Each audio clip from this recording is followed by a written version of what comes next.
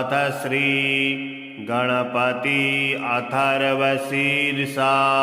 हरि ओं। नमस्ते गणपतये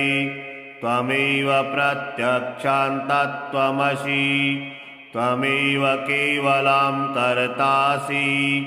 त्वमेव केवलं धर्तासि त्वमेव केवलं हर्तासि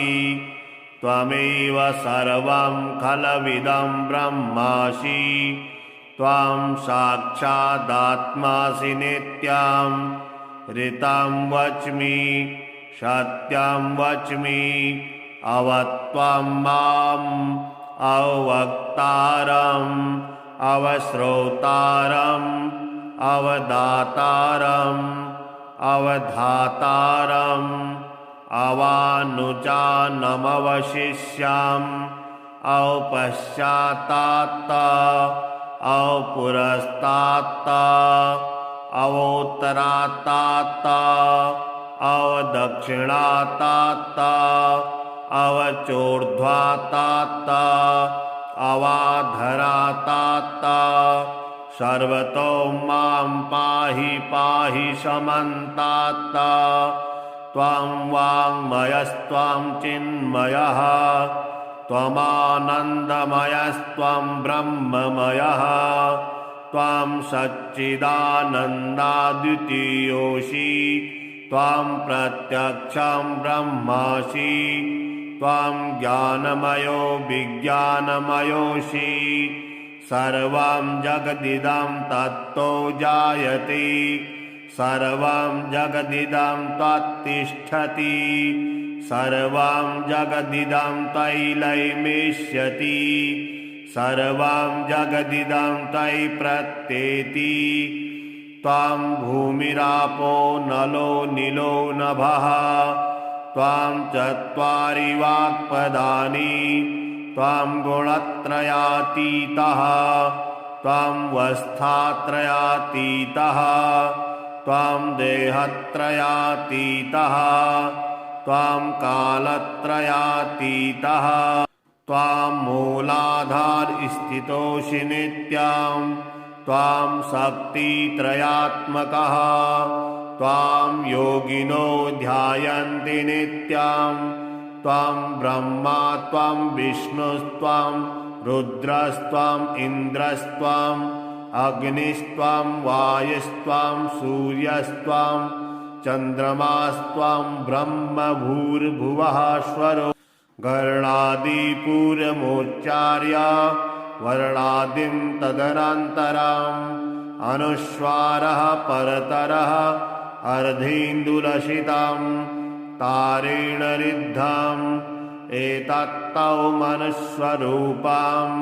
गकारः पूर्वरूपम् अकारो मध्यमरूपम् अनुस्वारश्चान्तरूपम् बिन्दरुत्तररूपम् नादः सन्धानम् संहिता सन्धिः सहसा गणेशविद्या गणकऋषिः निश्चितगायत्री छन्दः गणपतिर्देवता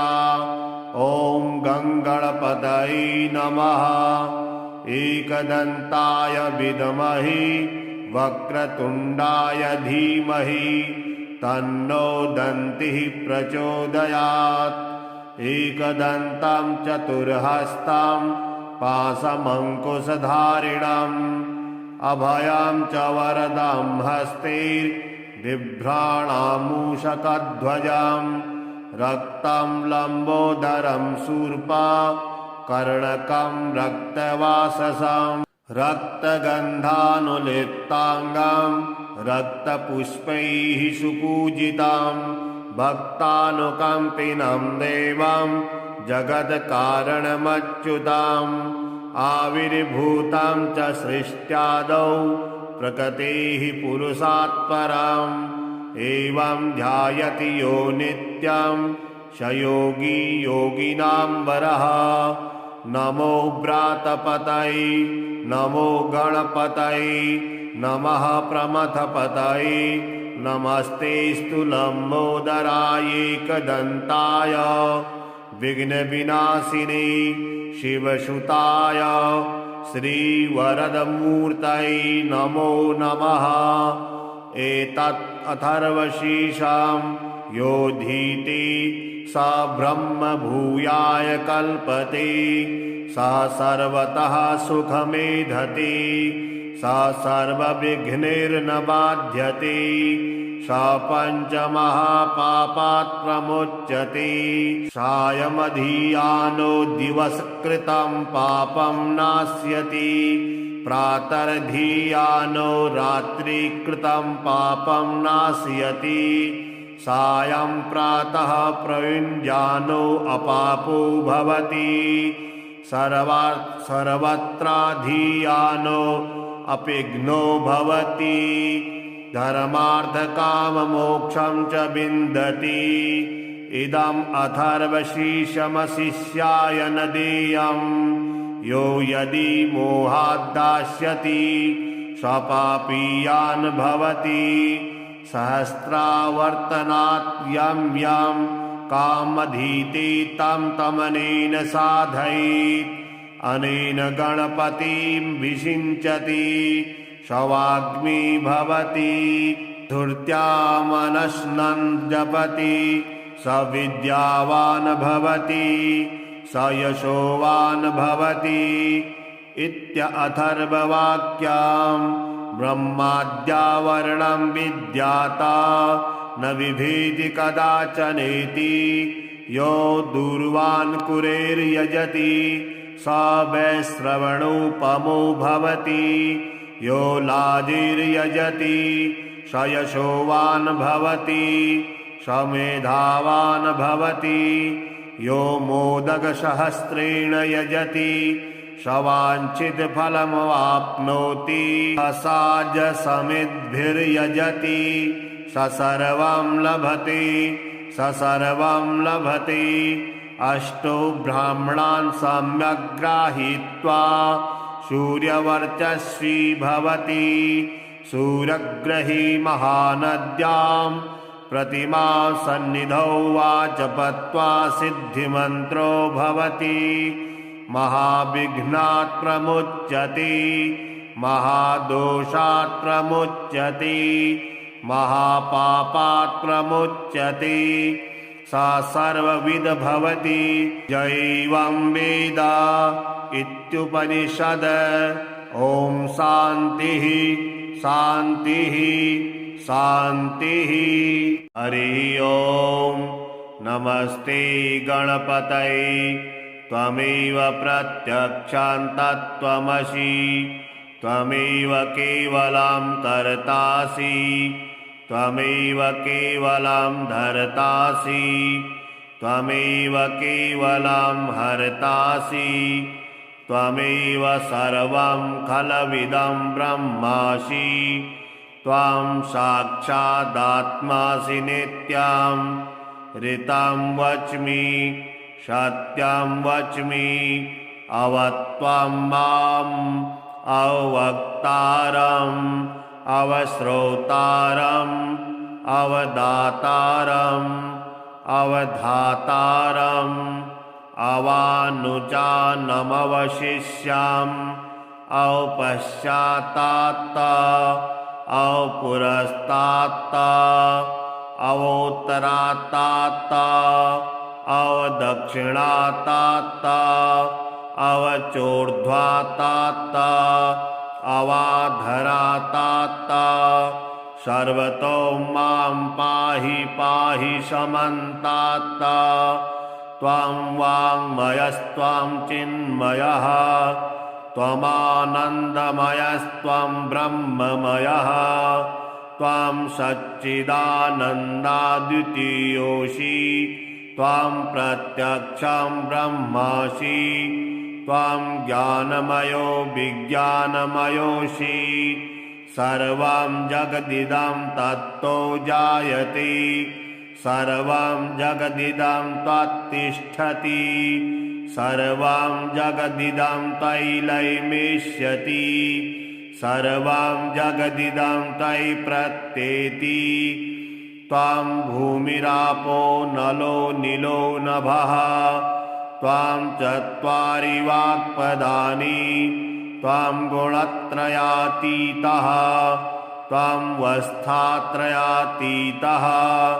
त्वां देहत्रयातीतः त्वां कालत्रयातीतः त्वां मूलाधारस्थितोऽसि नित्यं त्वां शक्तित्रयात्मकः त्वां योगिनो ध्यायन्ति नित्यं त्वां ब्रह्मा त्वां विष्णुस्त्वां रुद्रस्त्वां इन्द्रस्त्वां अग्निस्त्वां वायुस्त्वां सूर्यस्त्वां चन्द्रमास्त्वां ब्रह्म भूर्भुवः स्वरो गर्णादिपूर्वमुच्चार्य वर्णादिं तदनन्तरम् अनुस्वारः परतरः अर्धेन्दुलसितं तारेण रिद्धम् एतत्तौ मनुष्वरूपं गकारः पूर्वरूपम् अकारो मध्यमरूपम् अनुस्वारस्यान्तरूपम् बिन्दरुत्तररूपम् नादः सन्धानम् संहिता सन्धिः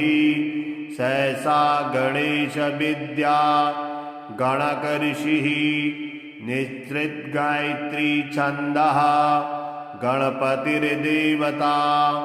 ॐ गङ्गणपतये नमः एकदन्ताय विद्महे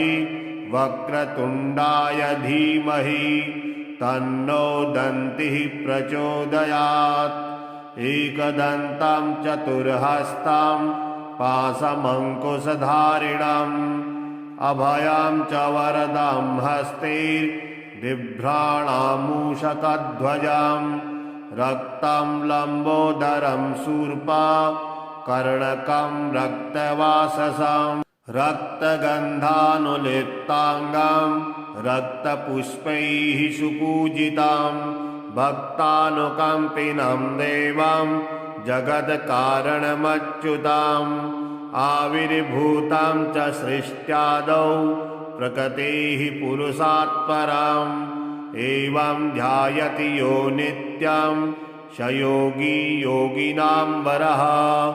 नमो व्रातपतये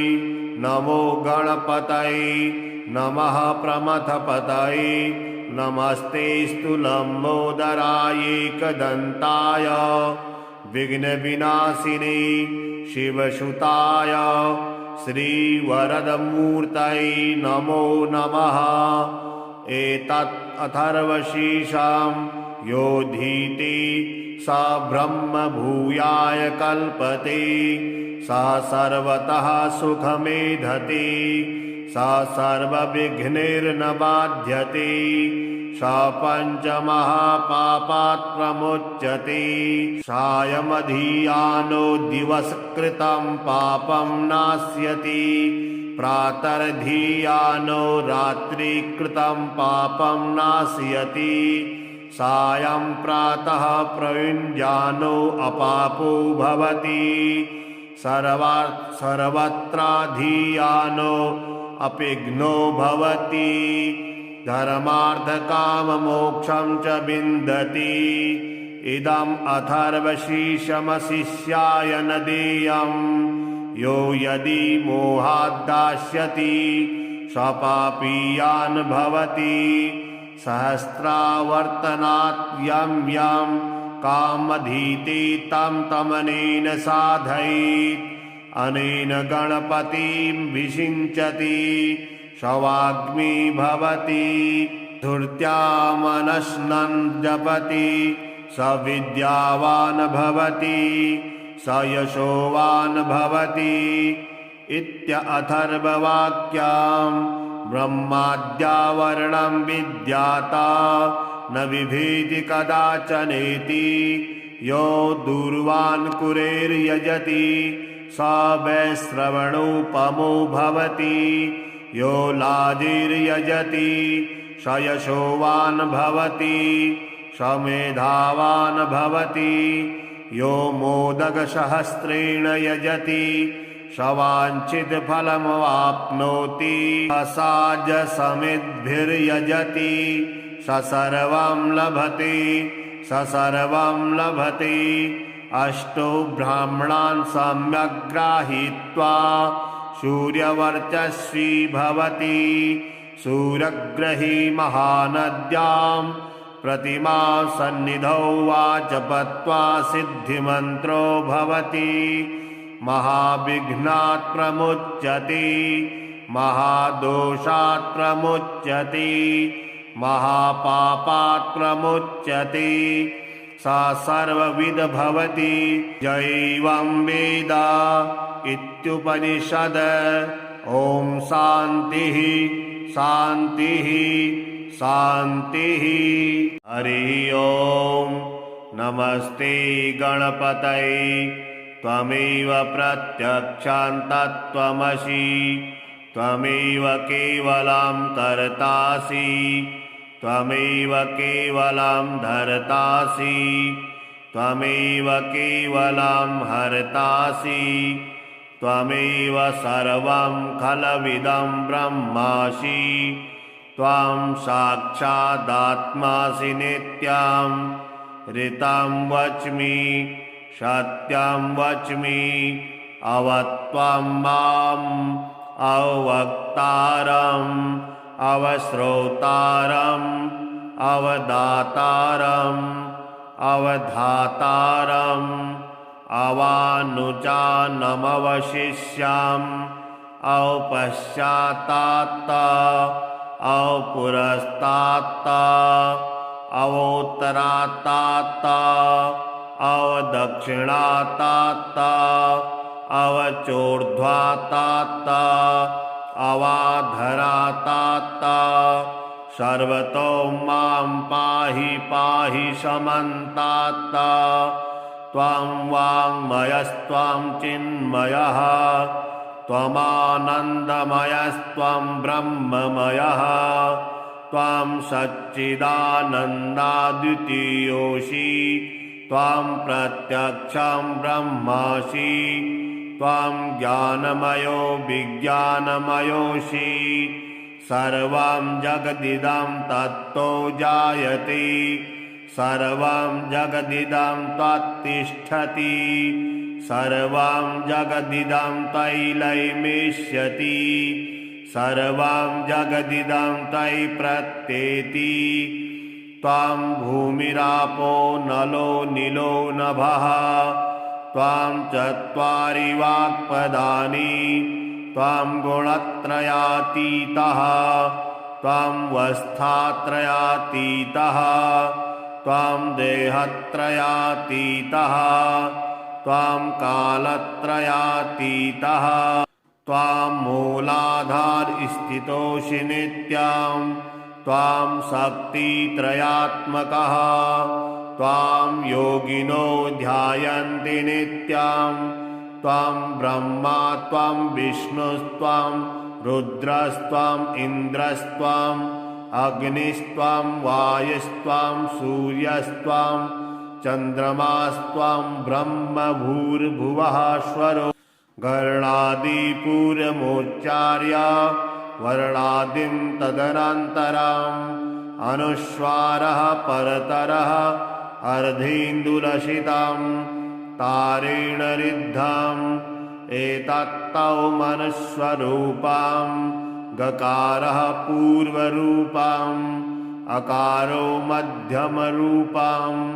अनुस्वारस्यान्तरूपम् विन्दरुत्तररूपम् नादः सन्धानम्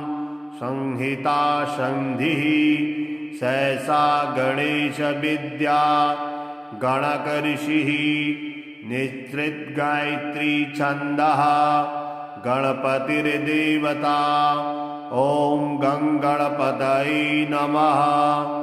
एकदन्ताय विद्महे वक्रतुण्डाय धीमहि तन्नो दन्तिः प्रचोदयात्। एकदन्तं चतुर्हस्तं पाशमङ्कुशधारिणम् अभयां च वरदां हस्तैर्बिभ्राणामूषकध्वजां रक्तं लम्बोदरं शूर्पा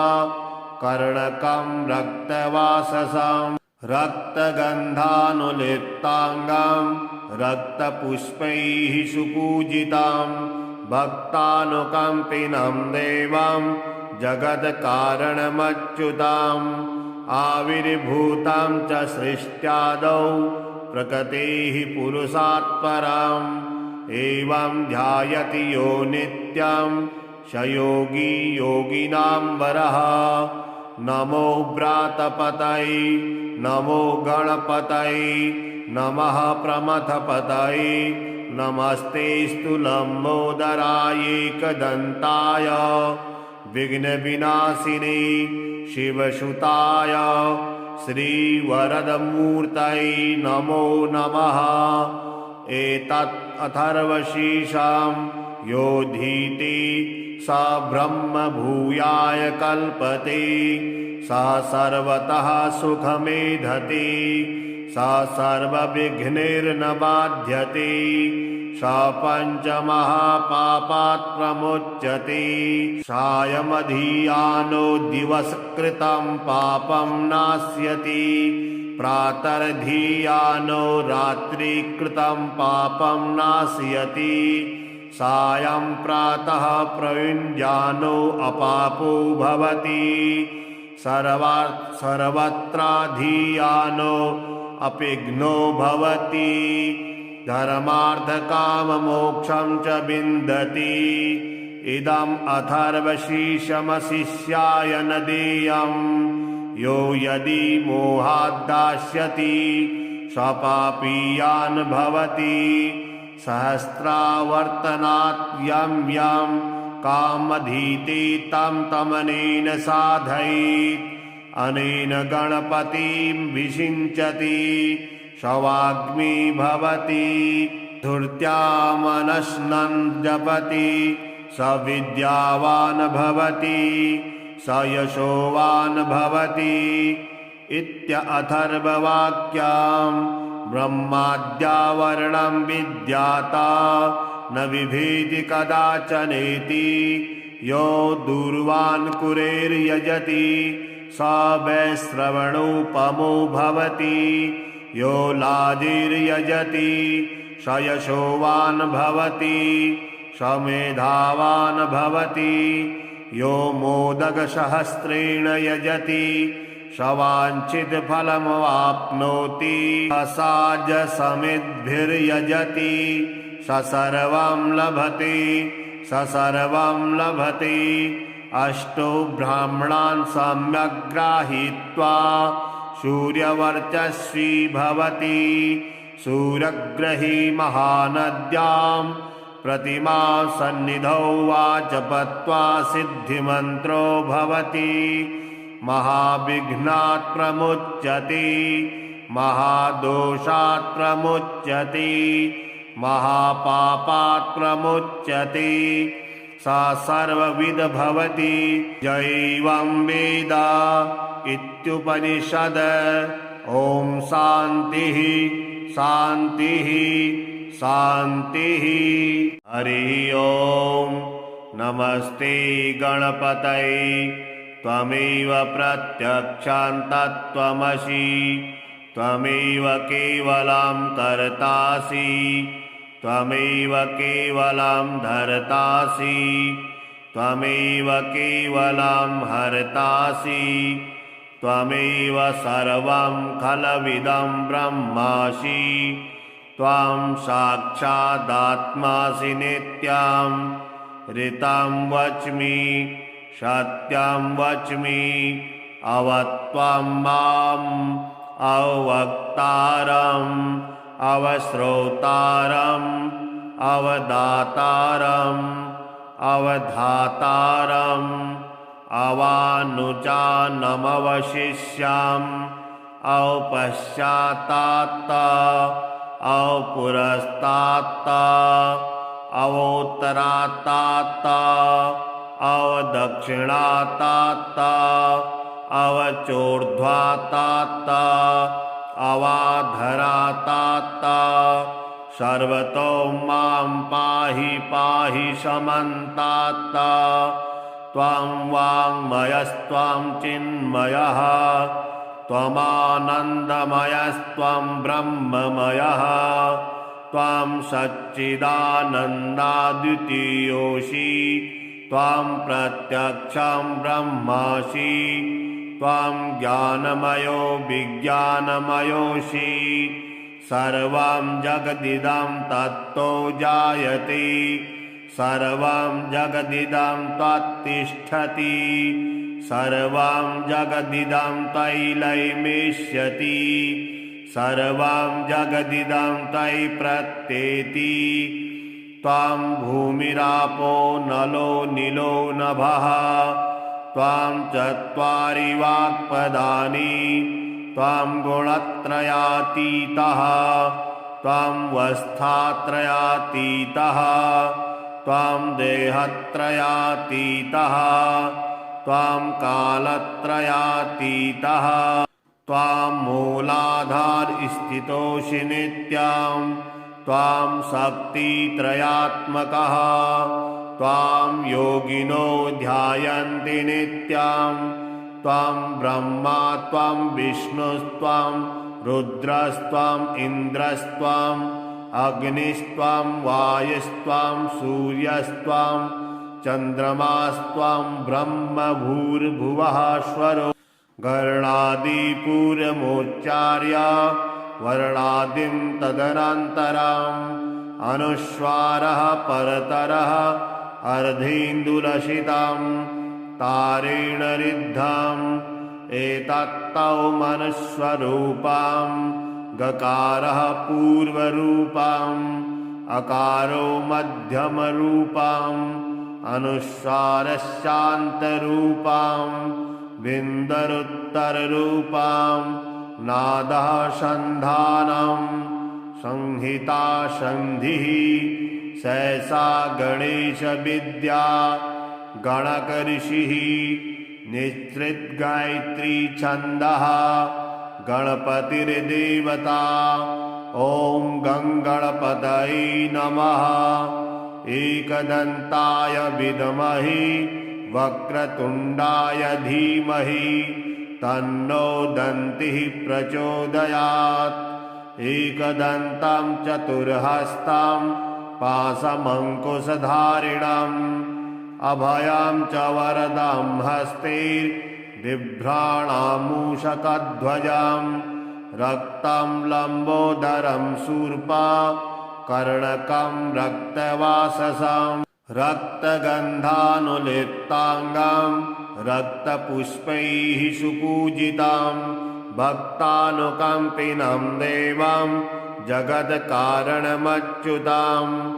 आविर्भूतं च सृष्ट्यादौ प्रकृतेः पुरुषात् परम् एवं ध्यायति यो नित्यं स योगी योगिनां वरः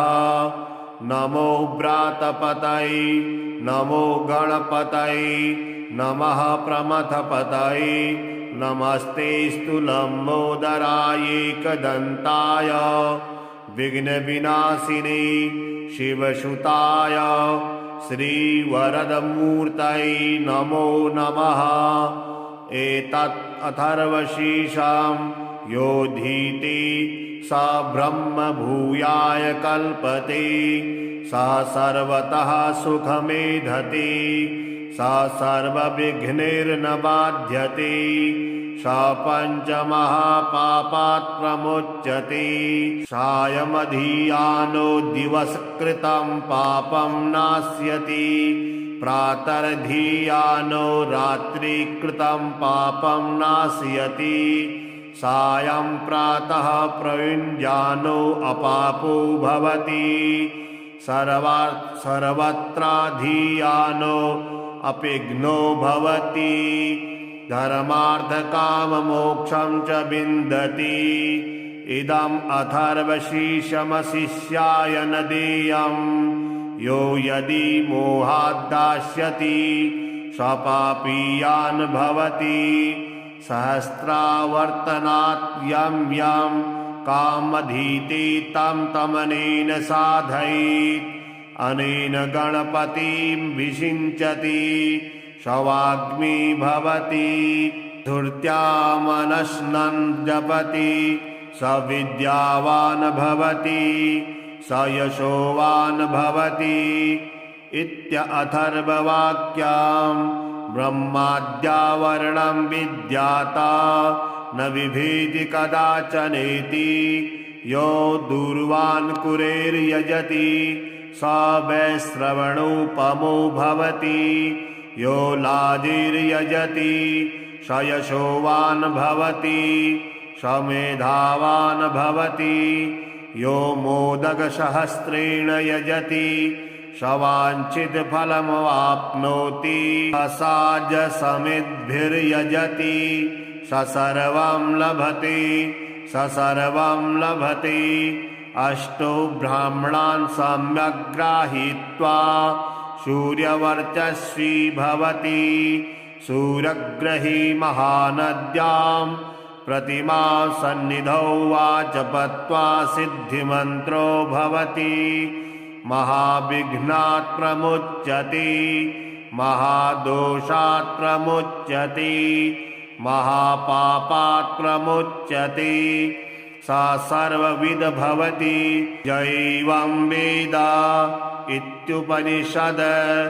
ॐ शान्तिः शान्तिः शान्तिः हरि ओं नमस्ते गणपतये त्वमेव प्रत्यक्षान्तत्वमसि त्वमेव केवलं कर्तासि त्वमेव केवलं धर्तासि त्वमेव केवलं हर्तासि त्वमेव सर्वं खलविदं ब्रह्मासि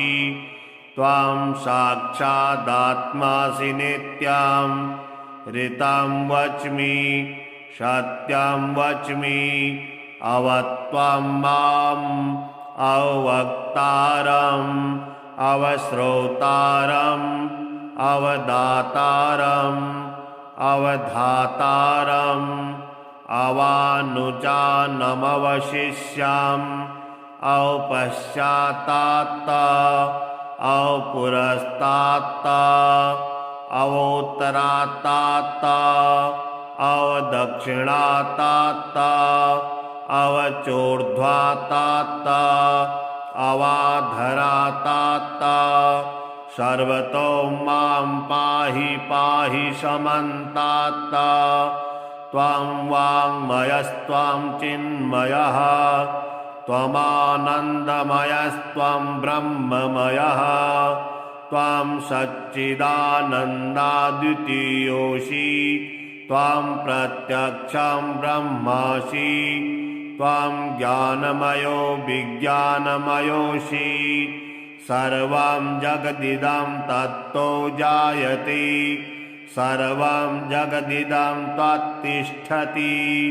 सर्वं जगदिदं त्वयैलयमिष्यति सर्वं जगदिदं त्वयि प्रत्येति त्वं भूमिरापो नलो नीलो नभः त्वं चत्वारि वाक्पदानि त्वं गुणत्रयातीतः त्वं वस्थात्रयातीतः त्वं देहत्रयातीतः त्वं कालत्रयातीतः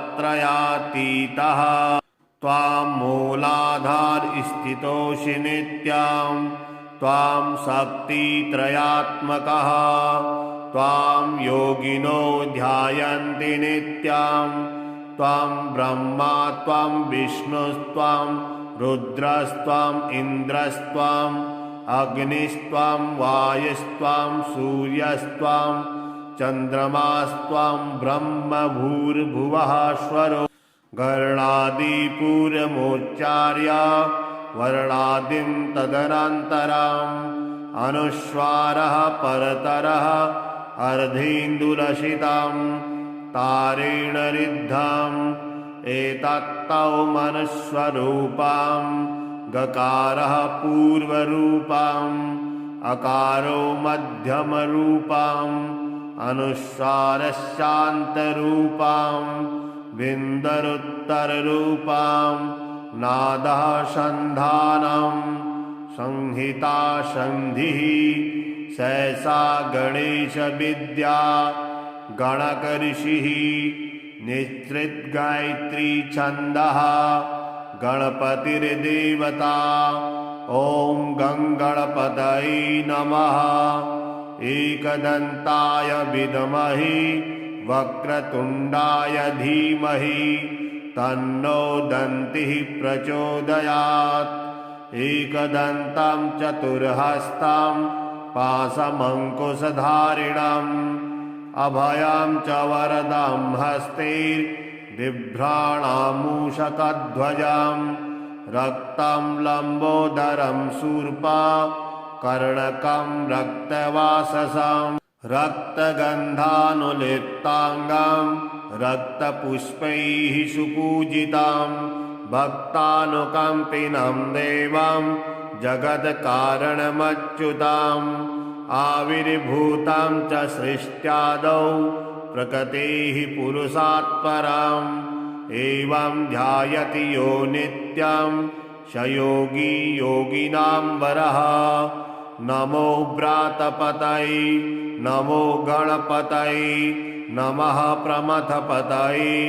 नमस्तेऽस्तु लम्बोदराय एकदन्ताय विघ्नविनाशिने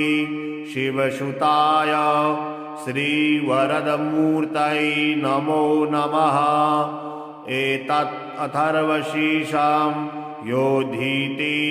स ब्रह्मभूयाय कल्पते स सर्वतः सुखमेधते स सर्वविघ्नैर्न बाध्यते स पञ्चमहापापात् प्रमुच्यते सायमधियानो दिवसकृतं पापं नाश्यति प्रातर्धियानो रात्रिकृतं पापं नाशयति सायं प्रातः प्रयुञ्जानो अपापो भवति सर्वत्राधियानो अपिघ्नो भवति धर्मार्थकाममोक्षं च विन्दति। इदम् अथर्वशीर्षमशिष्याय न देयम् यो यदि मोहाद्दास्यति स पापीयान् भवति सहस्रावर्तनात् यं यं कामधीते तं तमनेन साधयेत् अनेन गणपतिं विषिञ्चति सवाग्मी भवति धूर्त्या मनस्नन् जपति स विद्यावान् भवति स यशोवान् भवति इत्यथर्ववाक्यं ब्रह्माद्यावरणं विद्याता न बिभेति कदाचनेति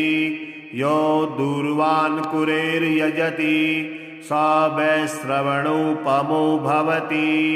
यो लाजिर्यजति स यशोवान् भवति स मेधावान् भवति यो मोदकसहस्रेण यजति स वाञ्छितफलमवाप्नोति असाजसमिद्भिर्यजति स सर्वं लभते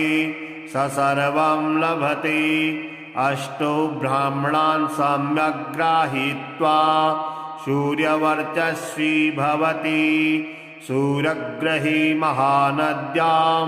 प्रतिमा सन्निधौ वा जपत्वा सिद्धिमन्त्रो भवति महाविघ्नात् प्रमुच्यते महादोषात् प्रमुच्यते महापापात् प्रमुच्यते सा सर्वविद भवति जैवं वेद इत्युपनिषद। ॐ शान्तिः शान्तिः शान्तिः। हरि ओम नमस्ते गणपतये त्वमेव प्रत्यक्षं तत्त्वमसि त्वमेव केवलं कर्तासि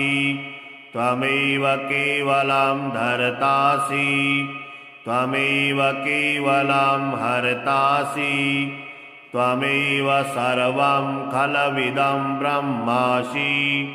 त्वां साक्षादात्मासि नित्यं ऋतं वच्मि सत्यं वच्मि अवत्वं माम् अवक्तारम् अवश्रोतारम् अवदातारम् अवधातारम् अवानुजानमवशिष्याम् औपश्चात्तात् औपुरस्तात् अवोत्तरात्तात् अवदक्षिणात्तात् अवचोर्ध्वात्तात् अवाधरात्तात् सर्वतो मां पाहि पाहि समन्तात् त्वं वाङ्मयस्त्वं चिन्मयः त्वमानन्दमयस्त्वं ब्रह्ममयः त्वं सच्चिदानन्दाद्वितीयोऽसि त्वं प्रत्यक्षं ब्रह्मासि त्वं ज्ञानमयो विज्ञानमयोऽसि सर्वं जगदिदं तत्तो जायते सर्वं जगदिदं त्वत्तिष्ठति सर्वं जगदिदं तैलैमेष्यति सर्वं जगदिदं तै प्रत्येति त्वं भूमिरापो नलो नीलो नभः त्वं चत्वारि वाक्पदानि त्वं गुणत्रयातीतः त्वं वस्थात्रयातीतः त्वं देहत्रयातीतः त्वं कालत्रयातीतः त्वं मूलाधारस्थितोऽसि नित्यं त्वं शक्तित्रयात्मकः त्वां योगिनो ध्यायन्ति नित्यं त्वं ब्रह्मा त्वं विष्णुस्त्वं रुद्रस्त्वं इन्द्रस्त्वं अग्निस्त्वं वायुस्त्वं सूर्यस्त्वं चन्द्रमास्त्वं ब्रह्म भूर्भुवः स्वरो गणादिपूर्वमुच्चार्य वर्णादिं तदनन्तरम् अनुस्वारः परतरः अर्धेन्दुलसितं तारेण ऋद्धम् एतत्तौ मनुस्वरूपं गकारः पूर्वरूपम् अकारो मध्यमरूपम् अनुस्वारस्यान्तरूपम् बिन्दरुत्तररूपम् नादः सन्धानम् संहिता सन्धिः सहसा गणेशविद्या गणकऋषिः निश्चितगायत्री छन्दः गणपतिर्देवता ॐ गङ्गणपतये नमः एकदन्ताय विद्महे वक्रतुण्डाय धीमहि तन्नो दन्तिः प्रचोदयात् एकदन्तं चतुर्हस्तं पाशमङ्कुशधारिणम् अभयं च वरदं हस्ते बिभ्राणामूषकध्वजं रक्तं लम्बोदरं शूर्पा कर्णकं रक्तवाससं रक्तगन्धानुलिप्ताङ्गं रक्तपुष्पैः सुपूजितं भक्तानुकम्पिनं देवं जगत्कारणमच्युतम् आविर्भूतं च सृष्ट्यादौ प्रकृतेः पुरुषात् परम् एवं ध्यायति यो नित्यं स योगी योगिनां वरः नमो व्रातपतये नमो गणपतये नमः प्रमथपतये नमस्तेऽस्तु लम्बोदराय एकदन्ताय विघ्नविनाशिने शिवसुताय श्रीवरदमूर्तये नमो नमः एतत् अथर्वशीर्षं योधीते स ब्रह्म भूयाय कल्पते स सर्वतः सुखमेधते स सर्वविघ्नैर्न बाध्यते स स पञ्चमहापापात् प्रमुच्यते सायमधियानो दिवसकृतं पापं नास्यति प्रातर्धियानो रात्रिकृतं पापं नास्यति सायं प्रातः प्रयुञ्जानो अपापो भवति सर्वत्राधियानो अपिघ्नो भवति धर्मार्थकाममोक्षं च विन्दति इदम् अथर्वशीर्षमशिष्याय न देयम् यो यदि मोहाद्दास्यति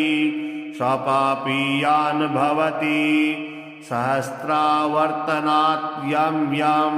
कामधीते तं तमनेन साधयेत् अनेन गणपतिं विषिञ्चति शवाग्नि भवति धूर्त्या मनश्नन् जपति स विद्यावान् भवति स यशोवान् भवति इत्यथर्ववाक्यम् ब्रह्माद्यावरणं विद्याता न बिभेति कदाचनेति यो दूर्वान् कुरेर्यजति स वैश्रवणोपमो भवति यो लाजिर्यजति स यशोवान् भवति स मेधावान् भवति यो मोदकसहस्रेण यजति स वाञ्छितफलमवाप्नोति असाजसमिद्भिर्यजति स सर्वं लभते अष्टो ब्राह्मणान् सम्यग् गृहीत्वा सूर्यवर्चस्वी भवति सूर्यग्रही महानद्यां प्रतिमा सन्निधौ वा जपत्वा सिद्धिमन्त्रो भवति महाविघ्नात् प्रमुच्यते महादोषात् प्रमुच्यते महापापात् प्रमुच्यते सा सर्वविद भवति जैवं वेद इत्युपनिषद। ॐ शान्तिः शान्तिः शान्तिः।